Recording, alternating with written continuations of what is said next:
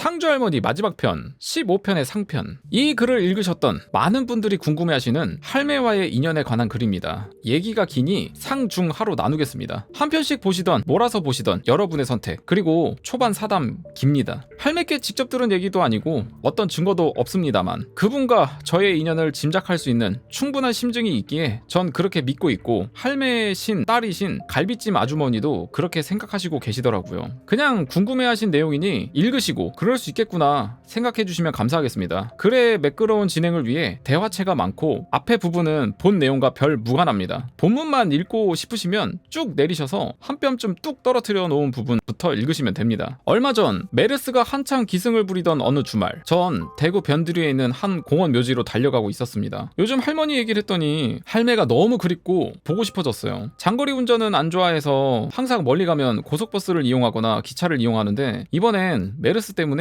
대중교통 이용 안 하고 차로 이동했습니다. 차로 이동하면 운전해야 되어 신경 쓰이고 돈도 더 들지만 이번은 예외입니다. 공원 묘지 앞 슈퍼에서 할머니 좋아하시는 소주를 한 병 사서 간단한 안주거리랑 사들고 가서는 꽃을 산수 앞에 놓고 절을 하고 준비해간 향도 하나 피워드리고는 디스 담배를 한 까치 불 붙여 할매 묘 앞 상석 위에 놓았습니다. 할매, 입맛에 안 맞아도 오늘은 이거 피우세요. 요즘 솔 안 나와. 그거 큰 외삼촌댁 냉장고에 있는데 안 들리고 왔어요. 그나마 이게 제일 독한 담배야. 하고는 소주를 따서 무더미에 한 잔 부어드리고는, 술도 입에 안 맞죠? 요즘 순한 것만 찾아서 할매 좋아하던 두껍이 없어. 25도짜리 과실주 담는 소주 사올 걸 그랬나? 하고 저 혼자 얘기하고는 할매 옆에 앉아 말을 걸었습니다. 할매, 요즘도 우리 외할매랑 자주 봐? 그래도 나 없으니 심심하지? 하면서 할매 봉분에 기대어 누워, 이런데 막 누우면 요즘 살인진드기인가 뭐 때문에 큰일 난다던데 그놈들 오면 할매가 죽여? 하고는 저도 소주를 한 잔 부어 마시고는 담배를 한 대 피고 봉분 한 번 껴안아 드리고 가져간 새 마른 수건을 꺼내고 물티슈를 꺼내 비석이랑 상석 한 번 싹 닦고 마른 수건질 깨끗이 하고 잠시 더 앉아있다가 비석에 뽀뽀 한 번 해드리고 우리 귀여운 할매 하고는 한 번 비석 쓰다듬어 드리고 자리를 떴습니다. 할매 잘 지내세요. 또 올게. 자주 못 와서 죄송해요. 하고는 발걸음을 무겁게 자리를 떴습니다. 항상 돌아서는 길은 우울합니다. 차로 30분이 채 안 걸리는 큰 외삼촌 댁에 가서 밥을 먹고 좀 쉬었다가 길을 나섰습니다. 큰 외숙모가 이따 저녁 먹고 외삼촌 들어오시면 한잔하고 자고 가라셨는데 상주 좀 들려보려고 한다고 길을 나섰습니다. 1시간쯤 달려 상주에 도착했습니다. 외할머니가 돌아가시고는 더는 올 일이 없어 고2 이후론 한 번도 와보지 못한 곳. 간물이나 풍경은 많이 변했지만 그래도 큰 길들은 거의 그대로라 기억을 더듬어 갈비찜 아주머니의 댁을 찾아갔습니다. 혹시 못 찾으면 친구에게 전화해서 고모 할머니께 여쭤볼 생각이었는데 다행히 쉽게 찾았습니다. 그곳은 예전 제가 기억하던 단층집이 아니라 조그만 건물을 올리셨더라고요. 하긴 한 자리에서 성실히 30년 이상을 하시면 뭘 해도 그 정도 분은 이루시는 게 당연하죠. 점집문을 열고 들어가니 접수 받으시는 분이 어서오라고 인사하더라고요. 손님 두 분이 앉아 계십니다. 아마 시간상 그분들이 거의 마지막 손님이실 듯 하여 앉아 기다리니 방에서 손님이 나오시고 안에서 아주머니가 나와 인사를 하십니다. 다음 분이 따라 들어가고 그 뒤로 모두 끝내시고는 나오셔서 절 보시고는 웃으시며 말씀하셨지요. 무슨 일로 오셨습니까? 점사 보러 오신 분은 아닌 듯한데. 역시 인사를 드렸습니다. 저 예전에 할매 따라다니던 글쓴이에요. 아줌마는 반색을 하시며 제 손을 덥석 잡으시더니 네가 이리도 잘 컸구나 하시며 감격해 하셨어요. 다 아주머니 갈비찜 덕이라고 웃으며 얘기했어요. 아주머니는 나머진 정리할게 퇴근하라시며 접수받던 분들 돌려보내시고는 밥 안 먹었지? 하시더니 부엌으로 가셨어요. 아니요 그냥 두세요. 제가 오늘은 만난 거 사드릴게. 나가시죠? 했더니 돈 아깝게 뭘 사먹냐 하시며 웃으시면서 네가 좋아하는 거 있다고 하셨어요. 이 냄새는? 그러시더니 밥상을 차리시고 술안주 할 것도 몇 가지 차리셔서는 가운데 냄비를 놓으시곤 뚜껑을 여셨는데 갈비찜이 보글보글. 원래 갈비찜을 자주 해 드시나요? 했더니 한 3년 만에 처음 했다 하시더라고요. 그러시면서 넣어 오려고 그랬나 보다. 어머니가 옆구리 찔렀나 보네 하시며 웃으셨습니다. 갑자기 갈비찜이 그렇게 당기시더라 하시면서. 그리고 자리에 앉아 밥을 먹는데 참 너 포항 땡땡 보살에게 갔었다며? 네, 친구 고모 할머니시더라고요. 인연도 참 작년에 만났는데 네 얘기 하시더구나. 예전 어머니 장례식 때 봤던 떼쟁이 봤다 하시면서 호호호 네가 언젠가 한 번 올 줄 알았다 하시더라고요. 할매는 어떤 분이셨어요? 하시더니 잠시 생각을 하시고는 그래 이제 네가 다 자랐으니 알아도 상관없겠지. 네가 궁금한 건 내가 아는 범위 내에선 다 말해주마 하시더니 이야기를 시작하셨어요. 어머니는 포항 일대를 거점으로 활동하셨던 분이셨다. 바닷가는 육지와는 전혀 다른 곳이다. 목숨 걸 일은 별로 없는 농사와는 달리 예전 어불한 직업은 목숨 내걸고 하던 일이야. 어촌은 그런 사람들이 모여 살던 곳이고, 바닷가는 사람도 억세고 환경도 억세고 기후도 억세고 땅의 기운이나 터도 억센 곳이 많아. 특히 포항, 구룡포 일대는 더했다. 당연히 거기 사는 영들도 억센 악귀들이 많고 한을 품은 악귀들이 많아. 신도 억세고 말이야. 바다는 고기를 잡으러 가서 한 번 풍랑을 만나면 예전엔 한 마을에 10명에서 20명씩 떼초상이 나는 경우도 흔한 곳이란다. 그런 곳이니 공포와 절망을 품고 한을 품고 바다에서 죽어간 사람이 얼마나 많겠니? 너희 할매는 그런 억센 귀신들을 상대하시던 그 지역 무당 중에서도 비교 대상이 없는 단연 으뜸이셨던 분이란다. 흔히들 큰 무당을 만신이라 부르는데 너희 할머니는 단순한 만신이라 부르기엔 너무 부족할 만큼 능력이 뛰어나셨어. 그분이 모셨던 신을 아니? 몇 번 할아버지 신이라고 얘기만 들었어요. 대단한 능력을 가지신 아주 무섭고 강력한 신이시다. 그 신은 자신의 능력을 10분 발휘해주는 너희 할머니를 정말 끔찍히 아끼셨다. 다른 이름 꽤나 있던 무당들도 버거워하던 일들을 너희 할머니는 너무나 쉽게 하셨어. 나도 신을 받게 되었을 때 너희 할머니 능력을 직접 보고 반해서는 몇 날 며칠을 찾아가서 빌고 빌어 겨우 그분의 신딸이 될 수 있는 기회를 허락 얻었지. 너 같은 애들 가르칠 시간도 마음도 없다. 별 자질도 없어 보이는데 차라리 지금 자꾸 찍잡거리는 그 신이나 떼어줄 테니 그냥 평범하게 살아라 하셨어. 난 무녀가 되고 싶다고 했어. 그래서 내 작은 능력으로나마 사람들을 돕고 살고 싶다고 말이야. 아무 말씀도 없으시더구나. 몇 날 며칠을 찾아갔었다. 날 본 척도 안 하셔서 한참을 기다리다 돌아오고 했다. 그러던 어느 날, 그날도 그렇게 앉아있다 체념하고 돌아서는데 어머니께서 들어와 하시더구나. 들어가서 어머니 앞에 앉으니 딱 쳐다보시더니 너 정말 별로 자질 없다. 그래도 하겠냐? 물으시더구나. 당연히 한다고 얘기했지. 그러자 너 처녀지? 하시더군. 작은 소리로 네 라고 얘기하자 평생 남자 가까이 안 하고 혼자 살 자신 있냐고 물으셨어. 너 정도 신기는 내림 받아도 남자 알면 금방 없어진다 하시며, 그럼 무당도 평범한 생활도 못한다고 하시더군. 너 정도는 그냥 평생 혼자 살면서 기도를 드리고 공덕을 쌓아야 그나마 제대로 무업을 할 수 있을 거라고 하시면서 난 그리 하겠다고 했다. 그럼 지금까지? 그래, 나도 포항 땡땡보살도 그렇단다. 와, 골드미스도 아니고 다이아몬드 미스네. 그것도 숫 다이아몬드 미스. 맞는 거 아니야?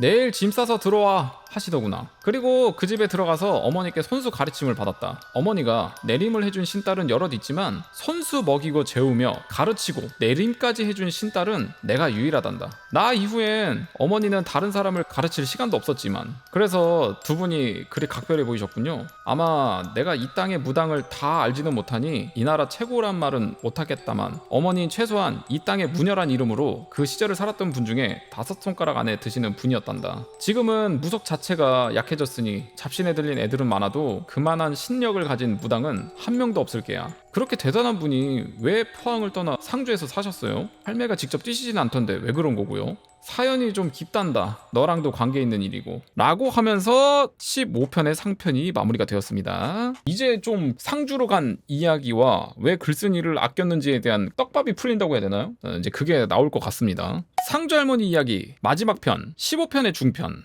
너도 어머니께 자식이 있었던 건 알지? 네, 2분 계셨다고 들었어요.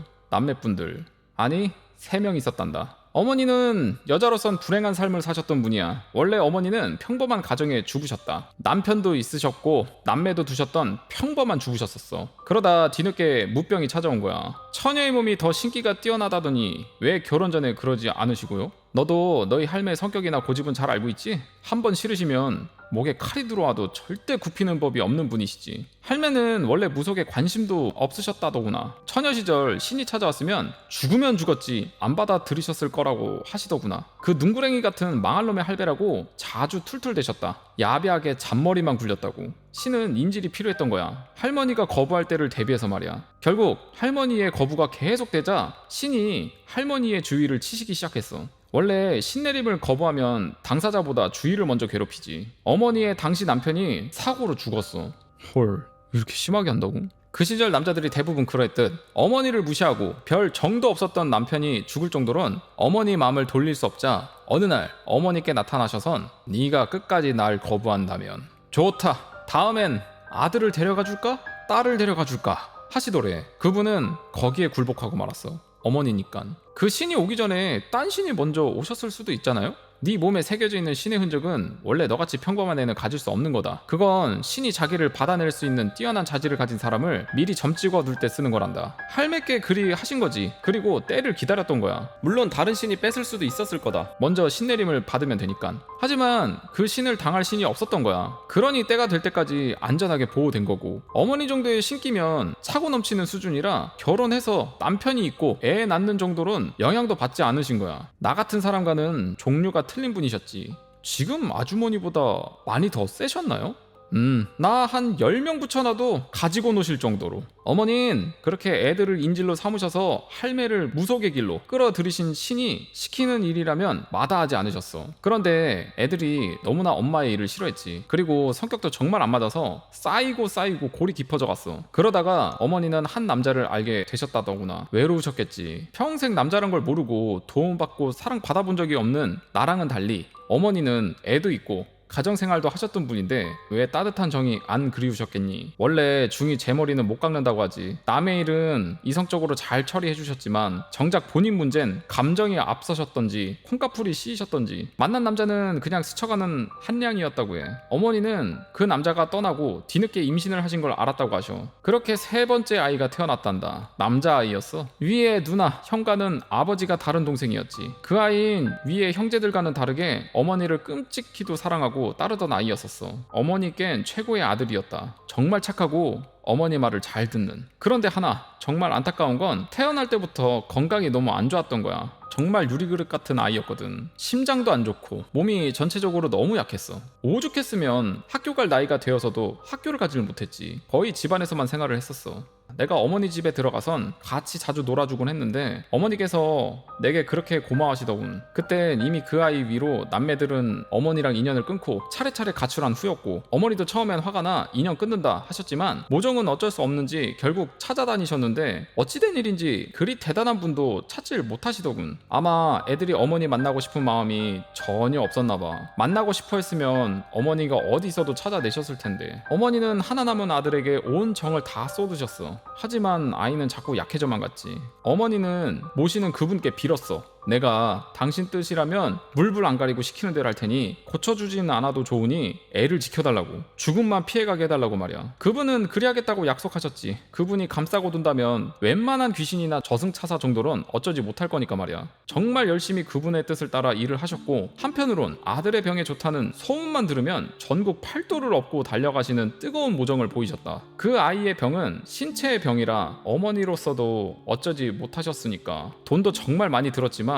그런 건 별 문제가 아니었어. 어머니 명성은 높아만 갔고 거기에 따라 자연히 돈은 따랐지. 어머니는 아들의 병을 고치는데 필요한 돈과 생활하시는 데 드는 돈과 조금씩 저축하시는 거 외엔 재물을 모으시는 데는 별 관심이 없으셨어. 그 비싼 몸값에도 버는 돈은 거의 다 남을 돕는 데 쓰셨으니까. 그 시절 거기 산 사람 중에 알게 모르게 도움받지 않은 사람이 없었을 거다. 진짜 제대로 된 무당의 모범을 보이셨던 분이지. 내가 그 집에 몇 년을 있으면서 공부를 하고 가르침을 받고 내림을 받아 어머니께 떠나던 날 어디로 갈 거냐 시기에 상주가 왠지 끌린다고 그리 가려 한다니, 그래 어디든 네 마음이 닿는 곳으로 가라시며 어딜 가던 내게 배우고 내림받은 신딸로 자부심을 가지고 부끄러움없이 살라셨어. 그러시더니 신문지에 싼 두툼한 벽돌만한 물건을 건네시더구나. 돈이었단다. 어딜 가던 처음은 힘드니 요긴하게 쓰라고 하시면서 주시더라. 그리고 웃으시며 말씀하셨지. 너 가르치면서 머리 나쁜 돌대가리 학생을 가르치는 선생의 마음을 알겠더라며 참 힘들었어 하시더구나. 나도 웃으면서 그리 자질도 없다시면서 어찌 절 받아들이셨냐 했더니, 넌 자질은 떨어져도 우리 같은 사람이 가져야 할 기본적인 마음가짐이나 심성이 된 애라시며 그게 예뻐서 받았다 하시더구나. 능력은 앞으로 계속 쌓으면 너도 잘 될 거라시며 기본 가진 게 부족한 만큼 더 열심히 하라시더라. 그렇게 이곳에 와서 정착했다. 어딜 가도 텃세는 있기 마련이라 여기도 예외는 아니었지만 뭐 별거 아니더라. 어머니가 워낙 잘 가르쳐 주셨어서.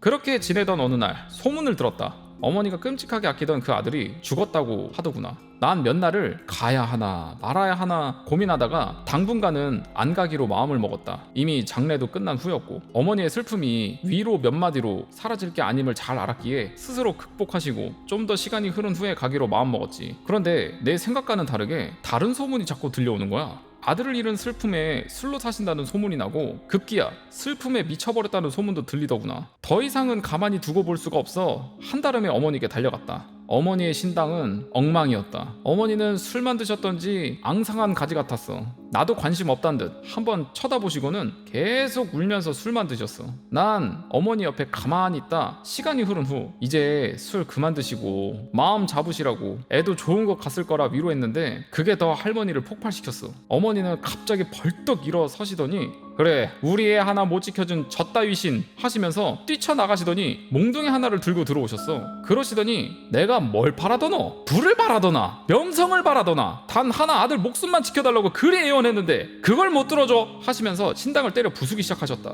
미처 말릴 새도 없었고 어머니 서슬에 가까이도 못 갔다. 신당을 다 때려 부수시더니 나를 죽이던 지옥에 처박아 8열 지옥과 파란 지옥을 뺑뺑이를 시키건 내 혼을 갈갈이 찢어버리건 마음대로 해보소. 이젠 절대 내는 당신 안 보실 거라 하시더구나. 우리 할매의 그 플라잉 스틱 댄스가 그때부터 라는 드립으로 마무리가 됐습니다. 야, 이런 비하인드 스토리가 있었었구나. 그러니까 상주에는 나중에 오신 거네요. 뭐 앞에도 이야기가 나왔었지만 상주 할머니 이야기 마지막 편 15편의 하편. 눈치 있는 몇 분은 결말을 벌써 알고 계시네요. 할머니의 고집은 대단하셨답니다. 할머니가 거부하기 시작하자 신병이 찾아왔답니다. 원래 신내림을 거부하는 무당의 제복을 괴롭히는 수단으로 사용하는 신병을 내려 할머니를 거꾸로 하셨던 거죠. 이젠 사용할 카드가 그것뿐이셨으니까요. 할머니는 끝까지 거부하셨답니다. 할매의 병이 깊자 아주머니는 상주와 포항을 오가시며 간호를 하시다 아주 상주 아주머니 댁으로 할머니를 모셨답니다. 그렇게 병간호하던 어느 날 할매는 자리를 툴툴 털고 일어나셨답니다. 내가 이겼다 하시면서 웬간하면 그리 말을 안 들었으면 죽였을 텐데 그러질 못했답니다. 워낙 아까운 드문 자질을 가진 인재다 보니 그래 내가 니만 풀릴 때까지 기다리마 하고 포기하신 거죠. 그렇게 할매는 아주머니 집에서 한 1년 너머를 함께 지내셨답니다. 다만 무속에 관련된 일체 일도 말도 안 하시고요. 1년쯤 지난 후부터는 외출이 잦아지셨다고 합니다. 걔가 무슨 죄를 그리 졌겠노? 분명 빠른 시간 안에 다시 환생을 할 거다 하시곤 찾아다니기 시작하신 거래요. 설마 이게 글쓰니? 예? 아주머니 말씀이 행동으로 짓는 죄만이 죄가 아니랍니다. 말로 지은 죄, 마음으로 지은 죄도 다 죄라셨어요. 다른 건 몰라도 그런 몸으로 태어난 걸 원망은 했을 테니 죄가 아주 없다 할 수는 없겠지만 그 정도면 빠른 죄값 치르고 다시 환생할 거라고 아주머니도 생각을 하셨답니다. 그래서 태어나지도 못하고 죽은 아이나 태어나자마자 바로 죽은 아이는 저승에 가자마자 바로 다음 환생에 들어간다고 하더라고요. 나랑 모자의 인연까지 맺은 아이니 필히 이전 생에도 많은 관계가 있었을 테니 내 주변 어딘가에 있을 거라고 굳게 믿으셨다. 그렇게 주로 나가시면 포항 일대를 뒤지시고 어디 지인 집안에 애가 태어났다고 하면 달려가 보시곤 하셨답니다. 아주머니 집에 계실 때는 그냥 뭘 봐도 모른 척 하시면서 지내셨기에 아주머니 집을 드나들던 다른 무속인들도 할매를 알아보진 못했답니다. 그냥 소문만 들었지 실제 뵌 적이 없었으니까요. 아주머니께도 그냥 밥하는 아줌마 하나 들었다 해라 하시고 그러던 어느 날 밤에 아주머니 꿈에 할매가 모시는 신할배가 오셨답니다. 너한테 하소연 좀 하려고 너희 신께 양해 구하고 왔다시며 아이 죽은 얘기를 하시더랍니다. 아, 그 아주머니한테 온 거야? 내가 잘 보호하고 있었는데 잠시 구판에 정신 파는 사이 그 망할 놈의 땡땡땡땡이 중간에 슬쩍 끼어들어 내 눈을 가렸다시며 땡땡땡땡은 할배 신만은 못해도 꽤 강한 신인가 봅니다. 신끼리 뭐가 있었구나. 또 들었는데 이름이 어려워서 기억을. 그 신은 평소 할머니를 소유하신 그 신을 너무 부러워하고 질투했다고 합니다. 뺏을 능력은 안 되고 가지고는 싶고 원래 신이 소유욕이 강한가 봐요. 질투심도 강하고요. 힘으로는 안 되니까 기회 보다가 아이가 죽어갈 상황이 되자 잘됐다 너 빅엿 하나 먹어봐라 하며 끼어들어 죽어가는 걸 눈치 못 채게 했고 할머니가 뭔가 이상함을 느껴 허겁지겁 집으로 달려갔을 땐 이미 그 아이는 할머니가 사주셨던 장난감을 꼭 쥐고는 숨져 있었던 거래요. 자식을 그리 보내신 슬픔과 죄책감이 어떠셨을진 안 봐도 알 수 있더군요. 아주머니께 한참을 호소하시고는 네가 이런 사정 좀 잘 얘기하고 할매 맘 좀 풀어주거라 하시며 내가 화목한 가정에 건강하게 태어나게 부탁할 거라 하시면서 내가 이 땡땡땡땡은 가만 안 둘 거라시며 하며 가셨답니다. 아마 그 가까운 시일 내로 신계에서 큰 싸움 났을 겁니다. 신끼리 현피를 뜨셨을 걸 생각하니 오싹. 할머니는 조심스레 그 얘기를 하는 아주머니 말에 별 반응이 없으셨대요. 그래서 뭘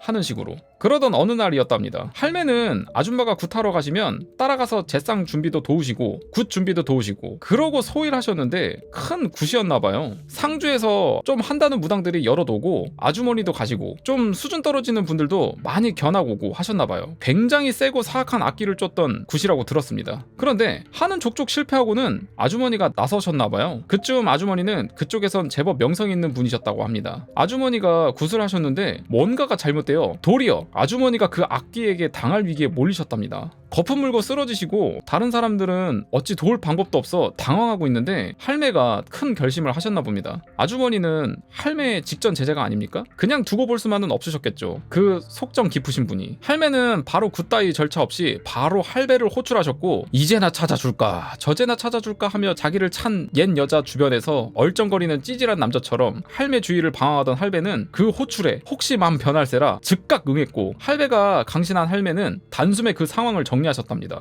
우와 개멋있다. 아니 신이 절절 매는 게 진짜 대박이네. 그냥 밥 해주는 할매 정도로 알고 있었던 사람들은 모두 그 능력에 입을 다물지 못했답니다. 끝낮은 신들은 도망가버리고 그나마 한다 하는 신들을 모신 분들도 자기랑은 수준 차이가 현격히 나는 할매의 능력에 입이 벌어진 걸 다물지 못하고 감탄만 했다더라고요. 그날 이후 소문에 소문이 나고 아주머니 집은 손님들보다는 할매 한번 보고 눈도장 찍고 말 한번 붙여보고 싶어하는 무속인들로 문전성시를 이뤘답니다. 말 그대로 그 할매가 나 한번 쳐다보고 웃어주고 말 한마디 걸어줬다고 자랑이 될 정도로 아이돌이 되신 거죠. 그러던 어느 날 할매가 그러시더래요. 나가겠다고. 내가 네 옆에 같이 있으면 네 일하는 데도 방해되고 수양 쌓는 데도 방해가 될 거라시면서 떠나는 걸 말리는 아주머니께 멀리 안 살 거다. 상주 땅이 일이 넓은데 어디 자리 잡고 농사나 지으면서 내 필요로 하는 애들 도움이나 주면서 그리 살란다 하셨답니다. 그렇게 할매는 그곳 무속계의 슈퍼바이저가 되신 거지요. 그렇게 이사를 하시고 그곳에서 우리 외가와 연을 맺으셨답니다. 할매의 아들 찾기는 계속되었습니다. 언제나 아주머니를 찾아오시면 술상을 보라시고는 푸념을 하셨답니다.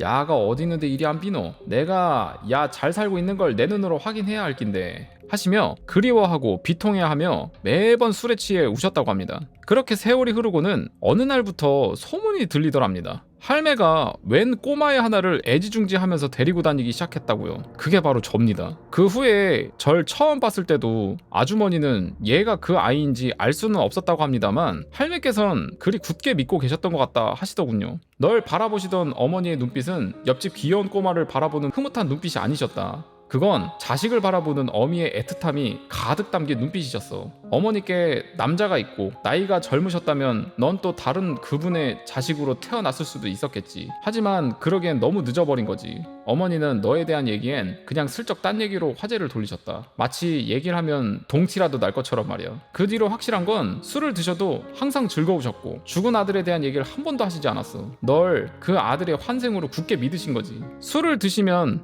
허참 어분애기 3년 찾는다는 속담이 틀린 게 아니야. 그 녀석 생각보다 많이 늦게 태어났네. 속으로 지를 그렇게 태어나게 만든 애미 원망, 세상 원망 많이 했나 보네 하시며 웃으셨다고 해요. 아주머니가 제가 틀림없는 그 아이란 확신이 드신 건 할매의 장례를 치를 때였답니다. 너 할매가 돌아가셨을 때가 너희 외할머니 돌아가셨을 때보다 훨씬 슬펐지? 네, 솔직히 비교할 수 없을 정도로요. 내가 너희 외할머니도 배웠지만 참 좋은 분이시더구나. 아마 너에게도 온 정을 다 쏟아 부으셨을 거다. 어머니 같은 능력은 없으시니 그런 쪽으론 도움을 못 줬겠지만 네, 참 다정하고 좋으신 분이셨죠. 그래, 너도 이상하지 않니? 아무리 옆집 할머니가 널 그리 귀여워해줬다지만 그 이상 해주셨을 혈육보다 더 슬프단 게 말이야. 어머니가 돌아가신다면 어떨 것 같니? 전 대답을 못했습니다. 할매 때보다 더 슬퍼할 자신은 없습니다. 사실 이건 어머니도 뭔가 좀 느낌이 있으신가 봅니다. 어릴 때부터 저희 집은 엄마가 좋아 아빠가 좋아 하는 질문보다 엄마가 좋아 할매가 좋아 하는 어머니의 질문을 더 많이 받았습니다. 어릴 땐 선뜻 대답을 못했습니다. 아마 많이 서운하셨을 겁니다. 그런 걸로 질투도 살짝 느끼셨나 봅니다. 좀 커서 눈치 있게 당연 엄마지 란 대답으로 흡족하게 해드렸습니다만 네 마음속 깊은 곳엔 너도 모르는 그분의 기억이 있던 있던 거야. 전생 이전엔 두 사람 사이가 어땠는진 몰라도 아마 아주 오래전부터 두 사람이 각별한 인연이었던 것만은 확실할 게야. 아주머닌 지금은 나도 그 아이가 틀림없을 거라 믿는다시더군요. 그렇게 저흰 할머니와의 추억을 얘기하며 밤이 깊어갔습니다. 혹시 지금 우표값이 얼만 줄 아십니까? 300원입니다. 올 초에 여러 장 샀거든요. 전 할매가 너무 보고 싶어지면 편지를 씁니다. 잘 봉에 우표를 붙이고 옥상이나 한적한 곳에서 할매가 꼭 받아보시길 기도하며 태웁니다. 제 편지 받으시고 기뻐하실 할매를 상상하면서요. 처음 글을 쓸 땐 괜히 시작했나 싶기도 했었는데 지금은 참 잘했다는 생각입니다. 많은 분들이 할매의 명복을 빌어주시는 걸 보면서 내가 몇십억의 돈이 있어도 못해드릴 선물을 드렸구나 생각합니다. 여러분의 축원이 저승에 계시던 환생을 하셨건 그분의 삶의 소중한 재산이 되리라 믿어 의심치 않습니다. 제게 많은 힘을 주셨던 여러분께 진심으로 감사드리며 행복과 건강을 기원합니다. 오늘도 전생의 어머니셨을지도 모르는 그분이 잘 계시길 바라면서 전 이만 물러갑니다. 안녕히 계세요. 백두부 좋아 올림. 자, 이렇게 해서 상주할머니 이야기 오리지널 버전은 마무리가 됐습니다. 이거 글을 또 쓰시면서 많은 분들이 또 이렇게 상주할머니에 대한 명복을 비시고 또 응원도 많이 받았던 것 같습니다. 아주 재밌게 잘 봤습니다. 상주할머니. 이게 뒤에 또 외전 내용이 있는데 일단 오리지널 버전은 끝났고 추후에 또 기회가 되면은 외전까지 진행해 보도록 하겠습니다.